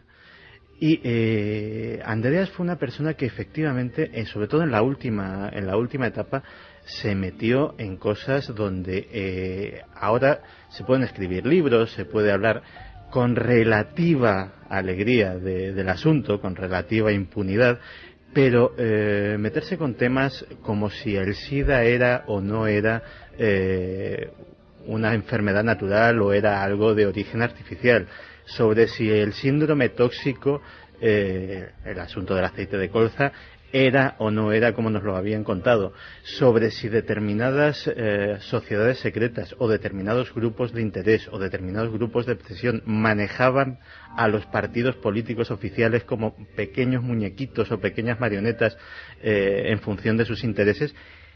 Hace 20 años era muy serio y era jugársela. A día de hoy, con Internet, con, digamos, la facilidad que hay para que las opiniones fluyan con libertad, pues digamos que se puede hacer con un moderado grado de impunidad, salvo que des con algo realmente comprometido o des con algo realmente desconocido. Pero cuando eres el pionero, cuando eres el clavo que sobresale, pues a veces aparece un martillo que te tira para abajo. Antes de que Javier nos cuente algo, para conocer ya el personaje, Diego Marañón, compañero, los comienzos, él mismo lo cuenta. Sí, el fragmento que vamos a escuchar pertenece, como decías al principio, a su última entrevista. La dio a Pedro Riba en el programa Luces en la Oscuridad de Onda Cero apenas un par de meses antes de morir, y recuerda cómo comenzó en esto del misterio. Recuerda a su padre, el cartelista Will Faber, gran amigo de Antonio Rivera, por ejemplo, y nos cuenta qué libros cayeron en sus manos para dedicarse definitivamente a todo este tema del misterio. Y yo vivía, bueno, con mi padre, lógicamente. Era un crío casi todavía. En una torre en Barcelona. Y mi padre, pues, le gustaba por las noches, después de cenar, pues, sentarnos en las escaleras que bajaban al jardín y mirar el cielo. Y yo le acompañaba siempre. Y me encantaba. Hasta que una noche, pues, me fijé en un punto de estrellas. Y que creo que es la afición más importante que puede el ser humano tener. De noche, pues estirarse en el suelo y ver un firmamento y irlo analizando lo que se mueve, la vida que tiene el firmamento. Entonces me fijé en un punto y de repente me pregunto, bueno, igual que estoy mirando ahí, a ese punto, a ver si en aquel punto hay un tío sentado mirando para preguntando si aquí hay otro que está igual. Y bueno, y comprendí que era absolutamente posible y entonces me interesó. Empecé a leer los libros de Antonio Rivera, que era muy amigo de mi padre, de Erich von Däniken, que empezaba a escribir entonces, y bueno, empecé así, me metí en el mundillo y empecé a hacerme amigo de la gente que eran autoridades de este mundo, y bueno, así comencé. Un investigador con un final truncado. Andrés Faber-Kaiser lo vemos a principios de los 70, observando, analizando, en ese bullir que era Cataluña en los 70 con los temas del misterio. Y ahí entra a jugar Javier Sierra, porque creo que ahí nace una de las ideas prodigiosas de la cual todos hemos bebido. Bueno, en el año 1971 él publica en una colección de libros que también es mítica y que seguro que a muchos les pondrá los pelos de punta solamente recordarla, en la colección Otros Mundos de Plaza y Janés, un libro que se titula ¿Sacerdotes o cosmonautas? Entre interrogantes. Y el título ya decía una parte importante de la filosofía de Faber-Kaiser, ¿eh? Es año 1971, es el mismo año que se publica en España Recuerdos del Futuro de Erich von Däniken, es decir que se simultanea casi la publicación de ambas obras, las dos en la misma editorial, y en la de Faber se repasa también esa posibilidad de que los relatos de la Biblia que hablan de nubes de fuego, por ejemplo en el Éxodo, guiando al pueblo elegido, o de nube durante la noche, pues todos esos relatos en realidad sean referencias a platillos volantes, a objetos volantes no identificados.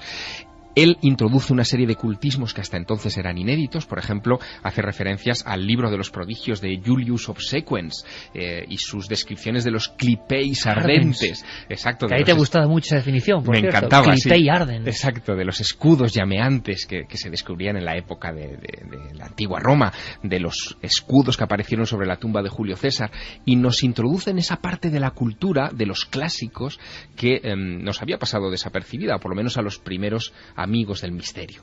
¿Qué ocurre? Que Andreas, que además habla alemán perfectamente y habla inglés perfectamente, como nos decía en esta entrevista que le hemos escuchado, pues empieza a hacer amigo de los grandes del misterio. Pero no de los grandes del misterio solo en España, que los tenía muy a mano. Evidentemente Rivera era amigo de su padre, Antonio Rivera, sino de los grandes internacionales. Se hace amigo de Erich von Däniken. de Joseph Blumrich, ingeniero de la NASA, que intentando atacar a Däniken, cuando él describía que el capítulo 1 de Ezequiel era una nave extraterrestre, pues intentó llevar eso a una mesa de diseño para demostrar que Däniken estaba equivocado y terminó convertido, diciendo que efectivamente aquello es como era una en la pirámide de Bosnia, ¿no? Muy Iba parecido. En contra y luego encontró algo. Pero amigo también de otros nombres que te van a poner los pelos de punta, Iker. Por ejemplo, Peter Krasa. Hombres de negro. Exactamente, los hombres de negro.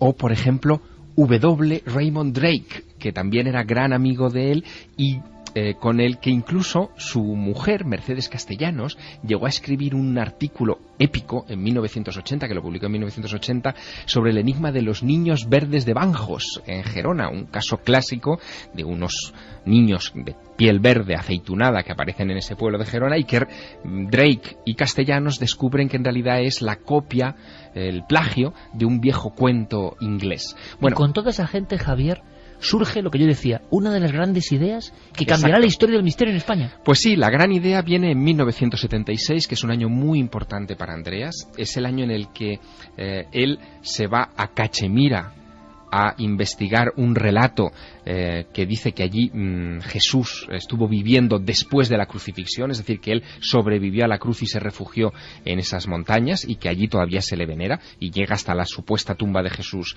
en Srinagar, en Cachemira, y a la vuelta decide poner en marcha una revista.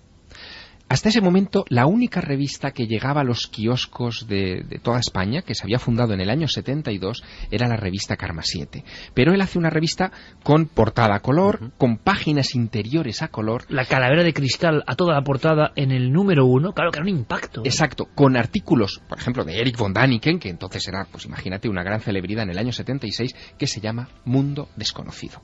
Y Mundo Desconocido comenzará a publicarse en 1976 y se publicará hasta 1982. En esos 75 números que todavía hoy se pueden encontrar en El Rastro o en librerías de Quiero decir Lance. ahora mismo, amigos jóvenes que escuchéis este programa, no lo dudéis. Si encontráis una revista de pequeño tamaño, gruesa en contenido, llena de historias, llamada Mundo Desconocido, ni lo dudéis. ¿Me estáis escuchando? Ni lo dudéis. Oro puro.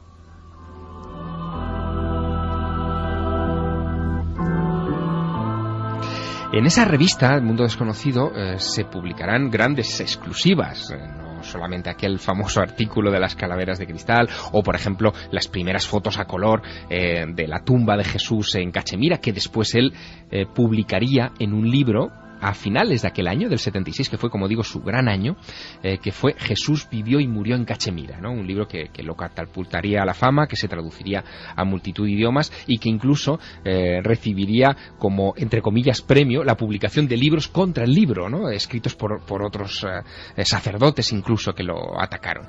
También se publicaron cosas como, por ejemplo, las pirámides de la Amazonia, en unos artículos que hacía Erich von Däniken a raíz de unas fotografías que él había recibido, ¿no? O, por ejemplo, artículos de JJ Benítez, que en ese momento estaba enredando a los militares españoles para recibir los primeros documentos oficiales del gobierno español sobre el fenómeno OVNI. Claro, todas esas exclusivas, todas esas primicias hacen que el público que sigue los misterios en los años 70 en España enfervorezca con esta publicación y se apasione. No solo con ella, sino con la cuadra de escritores que nacerán a la sombra de esa publicación. Por ejemplo, Alejandro Viñati, un personaje también mítico que se convierte en gran amigo suyo y con el que llegará a publicar pues uno de sus primeros libros, su tercer libro exactamente, ¿no? Que era Grandes enigmas del cielo y la tierra. Y os voy a leer, tengo en la mano un libro de Faber-Kaiser, Las nubes del engaño, que ahora será mencionado. Cojo la primera página y la dedicatoria, que es otro lugar de claves, y Faber-Kaiser le llora a su amigo, dice: escrito en tu memoria, llanero solitario de nombre Alejandro Viñati, muerto por el veneno humano, cuando ya tenías tu tercer milenio en el alcance de la mano. Viñati, Faber-Kaiser, como decía muy bien Santiago Camacho, los primeros que hablan de agencias de inteligencia, de control mental, de envenenamiento de las gentes, de enfermedades inventadas, los dos muertos demasiado pronto.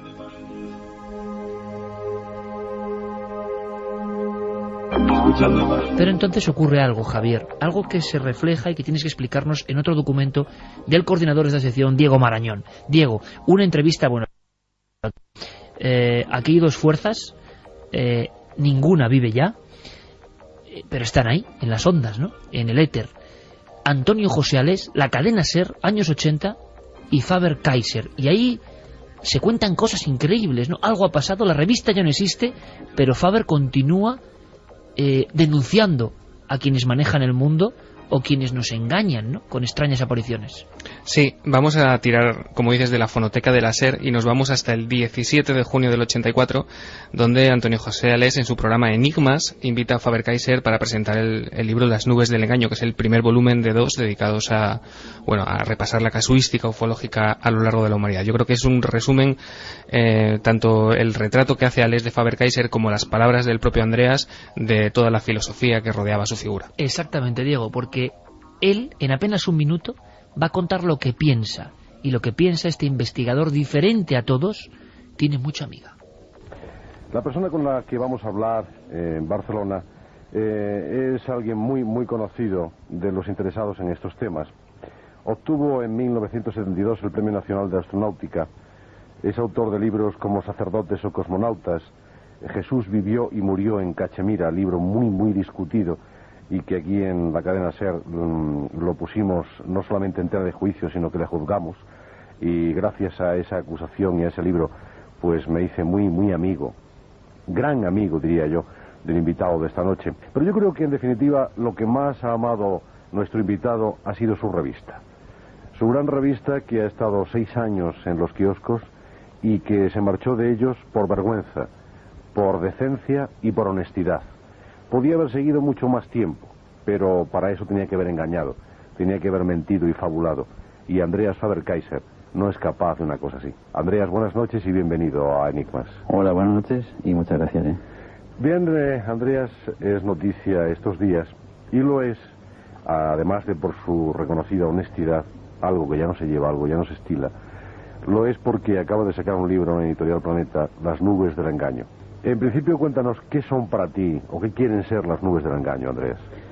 Las nubes del engaño son, para mí, todas aquellas que nos han metido encima de las cabezas durante siglos, haciéndonos creer que era divino, algo que muy posiblemente no sea más que una tecnología procedente de una inteligencia superior a la nuestra, que ha convenido disfrazarla de divinidad durante todos estos siglos y que hoy en día estamos desenmascarando como simplemente procedentes de unas inteligencias superiores, por lo menos en el plano tecnológico, a nosotros, que conviven con nosotros siempre, que según mi hipótesis, como siempre, provisional, actualizada a hoy, nos fabricaron, no ya nos crearon, sino nos fabricaron en una época remota, y que desde aquella fabricación no han dejado de estar lejos de nosotros en ningún momento.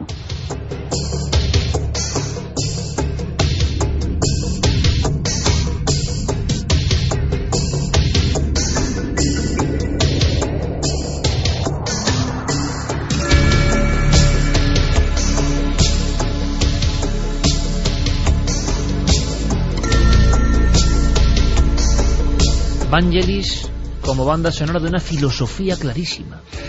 Nos crearon y nos engañan. Sí, fíjate que tan elocuentes como los títulos de los libros de Andreas son los subtítulos, y en uno de sus libros, el último de los grandes libros de Andreas, que era El muñeco humano, el subtítulo lo recordarás perfectamente: fabricaron para utilizarnos. Bueno, pues esa es un poco la filosofía de fondo de toda la vida de Andreas, y quizá la palabra que más le preocupa y que más le ocupa es la palabra engaño. Él cree que nuestra humanidad ha sido engañada por los dioses, que a su vez los hombres, tratando de imitar a los dioses, han engañado a sus semejantes, y todo eso se fragua en una época realmente convulsa. Algo le ocurre a Andreas en el año 1981 que le hace recapacitar. El año 1981 es otro de esos años clave en su biografía. Ocurren dos cosas. Uno, se empieza a hablar del SIDA. Y dos, en España tenemos el drama del síndrome tóxico, del supuesto aceite de colza, ¿no?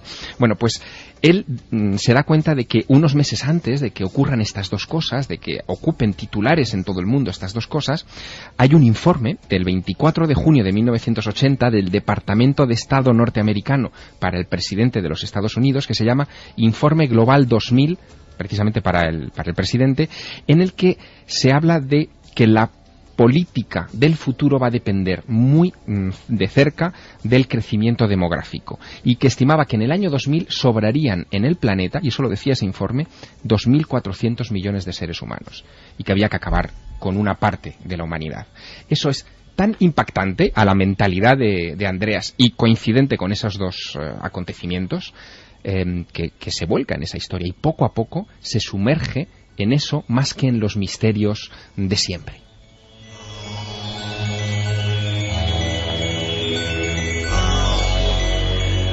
Tremendo el informe 2000. Ahora quiero que Santi también nos cuente cosas. El pecado, quizá entre comillas, de Andreas. Ha mencionado uno de los tabús grandes, Javier Sierra, cuando en mayo del 81 un niño enferma en Torrejón de Ardoz. Ella empieza una de las historias más extrañas y siempre polémicas, un síndrome con muchas víctimas, que sirvió a Andreas para investigar y dejar los misterios clásicos y meterse en otros. Es el primer investigador del misterio que realmente... Hoy vemos ya a Santiago Camacho, a muchos otros, que además han tenido un gran éxito, que juegan, disfrutan, escriben, es otro ambiente. Internet ha relajado todo mucho, yo creo. Cualquiera puede decir casi lo que quiera, pero en el momento que lo hacía Andreas, se jugaba la vida. Y para algunos, perdió la apuesta. Es más, Diego, hay un corte estremecedor, se habla de radio, de misterio, pero aparece algo en Andreas muy claro, que es la inquietud, ¿no? La inquietud ante unos temas que le apasionaban, pero que de repente empieza a ver con otra cara. Se habían transformado.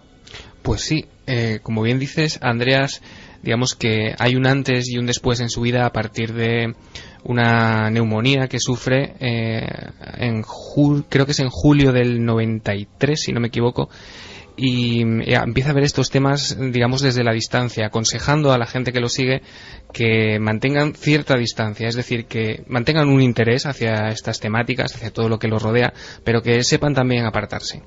Yo creo que es un corte que hay que escuchar muy atentos. A todos esos amigos que a veces se enamoran del misterio hasta las últimas consecuencias. El gran maestro, en este caso Andreas, el que se había metido hasta el tuétano en todos los temas, de repente empieza a decir que hay que tener cuidado. Y vamos a escuchar cómo lo dice. ¿Es la radio, Andreas, un medio que se presta para el ocultismo, quizá? Sí, se presta, sí, ¿no? Sí. Y yo soy muy feliz. O sea, nunca había hecho radio, hasta hace 6 años que empecé lo de Sintonía Alfa, y te juro que las 2 horas que paso delante del micrófono cada domingo me entusiasman. O sea, que no sé, bueno, que sí, que está muy bien que la gente se interese tanto como ahora lo hacen por estos temas, pero que sepan entrar en cada una de las temáticas, y que sepan salirse y mirarlo de fuera. Que el gran peligro es quedarte fascinado por algún tema y quedarte enganchado, es como una droga. Que sepan verlo desde la barrera. Exacto. Que sí que entren lo suficiente, se argumenten para saber de qué va, pero bueno, que siempre tengan un pie fuera y sepan usarlo para salir.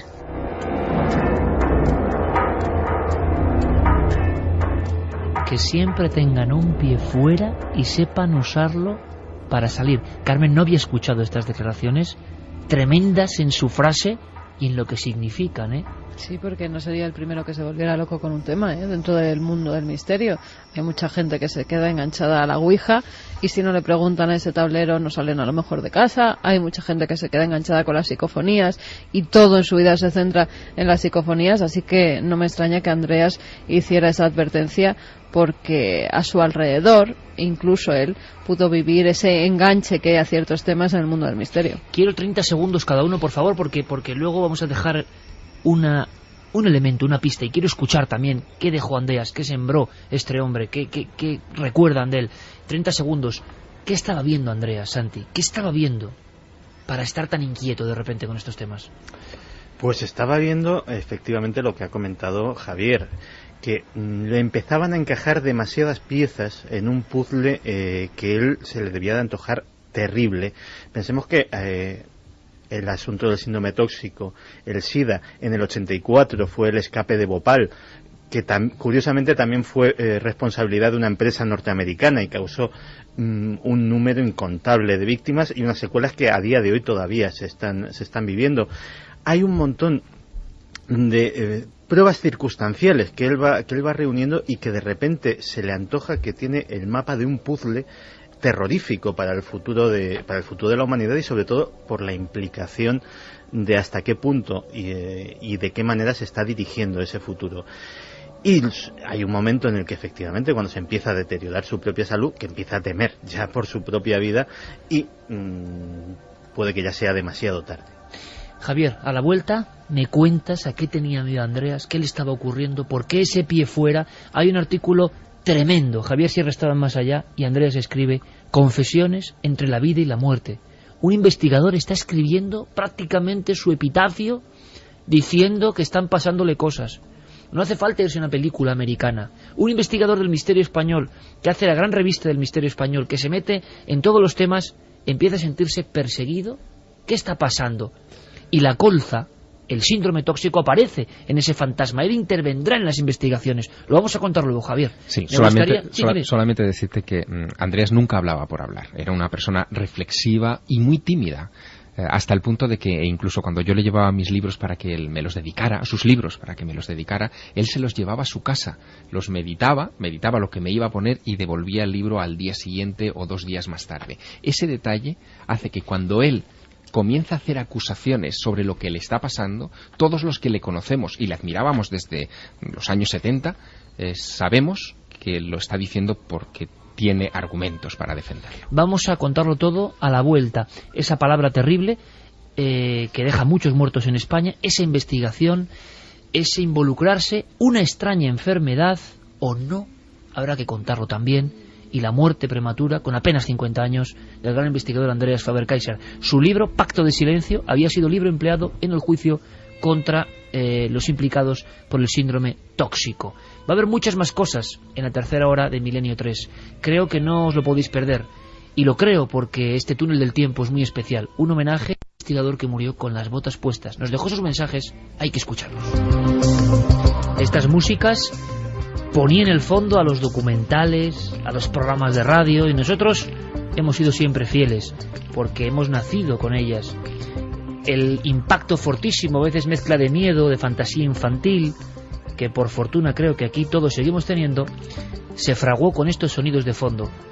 Y yo sé que mucha gente, muchos amigos y amigas que están en toda España, en todo el mundo, que escucharon estas músicas con estos contenidos como antesala o fondo de historias que nadie contaba, tienen que sentir el mismo escalofrío. Y quizá haya muchos que recuerden a este hombre, un hombre que pretendemos sea imborrable, porque es parte, un peldaño importantísimo de la historia del periodismo y el misterio en España. Andreas Faber-Kaiser, AFK. Y hay que decir, Carmen, que están llegando estremecedores también recuerdos de Andreas y, bueno, una sensación de que no ha sido olvidado. Sí, incluso frases, nos decían amigos, habláis de frases dichas por Andreas. ¿Qué decís de estas? A todos aquellos que sentimos la pasión de la búsqueda, un conocimiento más profundo de los orígenes y el destino del ser humano, a quienes no hemos renunciado a la fascinación de plantearnos nuevas preguntas sobre las viejas respuestas, buscando nuevas respuestas a las viejas preguntas, a cuantos se rebelan contra los dogmas impuestos por los intereses ajenos u ocultos y se solidarizan en la repulsa ante cualquier forma de manipulación. Javier nos dice que Andreas Faber-Kaiser fue al colegio en Barcelona con su padre. Lástima que no tengo enfrente a mi padre para preguntarlo. En otra ocasión será. Los pelos de punta después de escuchar a Faber-Kaiser. Un saludo a Milenarios desde Orihuela, nos decía Mariano. También gracias por la sección Túnel del Tiempo. Tengo 25 años y muchos buenos programas me los he perdido. Al menos puedo tener conocimiento de ellos gracias a estos resúmenes homenajes. Un saludo desde Pontevedra. Nos lo firma Silvia. Nos decía decían también, soy natural de Madrid y tengo bastante familia en Barcelona.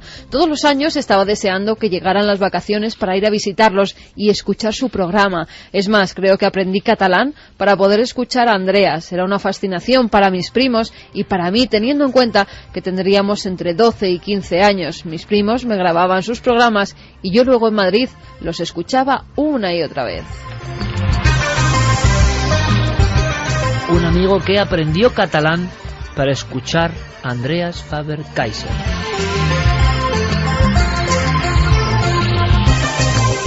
Jordi desde Tarragona dice, recuerdo que me tenía despierto, como vosotros, las noches del fin de semana. Era muy duro entrevistando y eran memorables las entrevistas a personajes como Antonio Rivera y otros. Faber-Kaiser era impresionante, nos llevó de la mano a todos por el misterio hasta el final. Nos lo comentaba Susana. Desde Tarragona, Tiorán nos decía qué placer volver a escuchar a Andreas, gracias. Fue alguien que me marcó en mi vida. ¿Hablaréis de su muerte y el misterio que le envolvió? Vamos a hacerlo, claro que sí. ¿Cómo ha quedado el pozo, Javier? Tú estuviste delante de él, tú fuiste uno de sus entrevistados y tú ves ese Andreas ya con miedo, ¿no? No solo eso, también era maestro.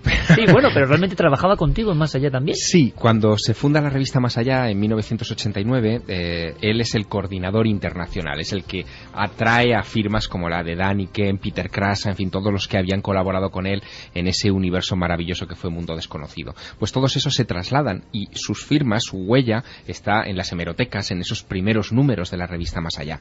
Se creó un consejo editorial en la revista, en el que Andreas participó hasta el año 93 una vez al mes, y en muchas de esas reuniones, evidentemente yo era redactor de la revista, aguardaba el momento siempre en el que Andreas tomaba el puente aéreo y se venía a Madrid para reunirse con el resto del equipo en la redacción, y allí surgían cantidad de temas. Yo recuerdo que gracias a Andreas descubrí esos cuerpos petrificados con las venas petrificadas de Nápoles, de la capilla de San Severo, de Raimundo di Sangro, y fue él el que en 1993, me acordaré siempre, me dijo, si vas a Nápoles, no dejes de ver el legado del príncipe alquimista. Conocimiento, contactos, visión periodística, dureza y crudeza, como valentía, dicen algunos, ¿no? Evidentemente, con algunos de los temas, pero ocurre algo. Ocurre ese fenómeno que también, estoy seguro, muchos amigos recuerdan y han sufrido. No se sabe cuántos muertos, cuántos afectados. El polémico asunto del síndrome tóxico, que en el año 81 se extiende por España, y muchos médicos y otras personas, aunque de eso hablaremos otro día con Santi Camacho y su sección, porque él, en sus 20 grandes conspiraciones de la historia, escribió también sobre este asunto, un clásico de misterio y conspiración en España. Había gente que defendía que no era el famoso aceite intoxicado, sino otras cosas que tenían que ver con manipulaciones casi a nivel militar. Bueno, pero ocurre algo, y ocurre algo con este asunto concreto, que para muchos es el que hace que Andreas vaya a la deriva, acabe con miedo y acabe muerto. Diego Marañón, compañero, es el asunto del síndrome tóxico y ha recuperado un documento también de esos que le deja a uno sin habla, ¿no? Sí, el síndrome tóxico fue una auténtica conmoción. A principios de los 80 en España se saldó con 650 personas muertas y más de 25.000 afectados. Andreas Faber-Kaiser movió sus teclas y llegó a una serie de conclusiones que reflejó en el libro Pacto de Silencio. Pacto de Silencio, sí. Lo que vamos a escuchar es un fragmento de un programa donde tocaba este tema. Pertenece a la serie Arxiu Secret de Catalunya Radio y se emitió el 1 de septiembre del 91. Y creo que incluso habla con un abogado defensor, Castrillo. Sí, Jesús Castrillo es el abogado de la defensa en ese caso. Es impresionante lo que Jesús Castrillo dice sobre la colza, sobre el síndrome tóxico. Recordad, amigos, aquel aceite empleado en realidad para usos industriales que se derivó en mercadillos y en lugares pues muy económicos a determinadas personas, compradores, pensando que adquirían aceite para el consumo humano, y eso produjo una infestación total y secuelas terribles. Otras personas aseguraban que no era el aceite. Hay una gran polémica y un gran silencio. El documento de verdad es alucinante. Castrillo abogado defensor, habla con Faber-Kaiser. Jesús Castrillo, abogado de la defensa, ¿por qué hacía falta un pacto político en un tema en principio exclusivamente alimentario y sanitario?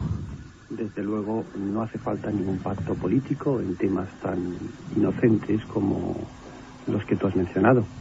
Ahora, si el pacto político existía es porque la verdad, buscarla mucho más allá del aceite, quizá en aquellos sectores donde el secreto de la experimentación que se venía desarrollando aconsejaba el tener que pactar el resultado, que se supiese solo lo que se quería que habría de saberse y ocultar todo lo demás.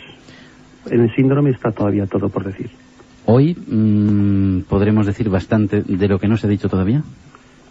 Yo creo que se ha dicho mucho y ahora los que tienen la palabra son aquellos que han ocultado la verdad. Son ellos los que tienen que reconocerlo. Se ha investigado en la línea que se ha podido investigar y desde luego el aceite se le ha mirado de todas las perspectivas. El aceite, se puede decir con absoluta seguridad que el aceite no fue lo que fue. Ellos lo saben perfectamente, nosotros solo lo sospechamos.